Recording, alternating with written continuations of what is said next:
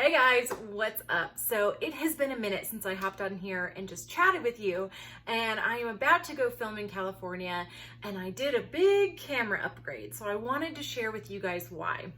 So first of all, a few months ago, I did switch from, I had the DJI Spark, and as you guys know, they don't actually make those anymore, and I ended up having a lot of issues with it. So I switched to the DJI Mavic, and I am obsessed. I love this thing.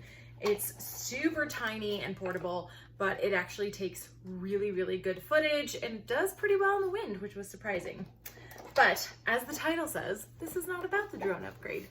So I have been using my Canon G7X Mark II for, gosh, probably 3 or 4 years now.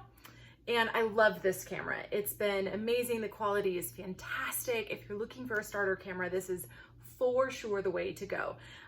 Two main things that I love is if you're vlogging, it has the flip screen, which is amazing.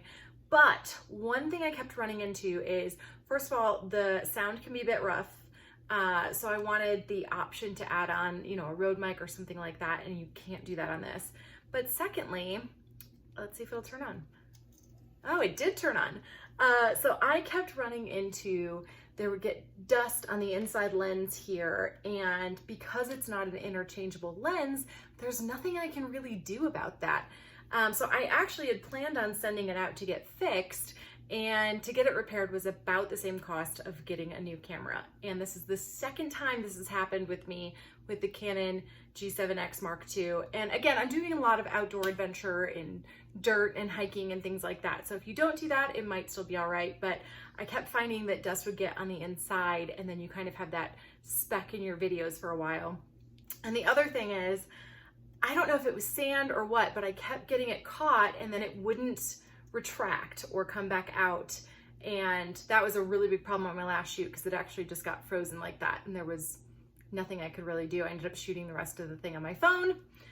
So as much as I love this camera, it was time for an upgrade, especially going into shooting for clients, things like that. I can't have something go wrong and be shooting on my phone.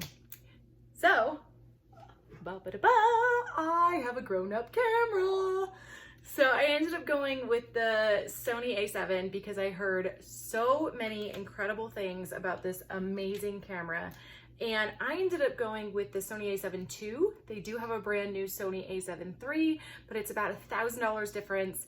And for me, this was a decent upgrade from the Canon without going too crazy spending a bunch of money. So a few reasons I picked this. One, interchangeable lenses. And actually, when I bought it, they had a really good deal going on to buy this extra lens for $100. So this one is a 1.8 50 millimeter. And the one that it comes with in the regular kit is the 70-28 or 28-70. Shows how much I know about cameras. I don't even know how it works. But I like that as I get better with it, I'm going to be able to switch out lenses, things like that. So I can clean it, all sorts of different stuff. I also love that I can control, see this C1, C2 on the back, there's C4, C3, so you can customize this however you want. So, I can set C1 to be the ISO, I can set C2 to be the shutter speed, which makes it super easy to switch on manual, which has been my big issue, because I'll be honest, I've been shooting on auto for a lot of years because manual scares me.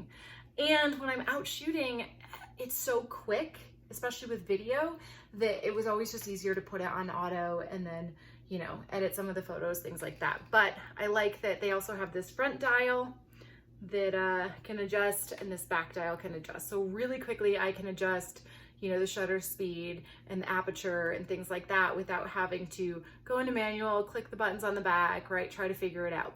So I am excited. I'm finally going to get a manual and learn how to use this thing. It does have the thing up top for a Rode mic or for an external mic, which I'm excited for.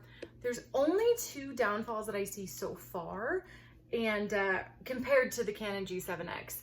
And again, I haven't used this a whole lot, so I'm definitely not an expert on this. But the one thing is the flip screen.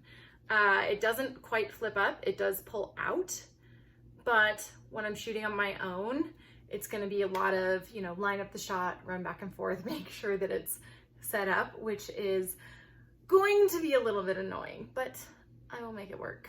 And the other big thing that is different between this and the Canon G7X is that there is no touch screen. So as you can see, you know, I can do display, and things like that, but I can't actually just touch and adjust on here like I could with the Canon. Blame it on the iPhone, but I'm just so used to doing that has been an issue, because I find myself keep trying to touch it to adjust instead of spinning the wheel and hitting enter and up and down and things like that. Now, the A7 III does have the touchscreen, but again, that's about $1,000 more. I actually just had to double check the price because I knew that I got a really good discount, but I ended up getting it for $999, which was $600 off. It's typically about $16.99, and that's for the base camera and the kit lens, which is the 70-28. And then, like I said, I was able to get the 50mm lens that was also on sale for only $150. So everything total came to the regular price of $15.99. And that was with, I think I got an extra memory card, an extra battery, all sorts of stuff that I added on, but the total ended up being about $15.99. So not a bad deal for a grown-up camera like this. I think the one thing I am gonna have to get used to is the weight of it.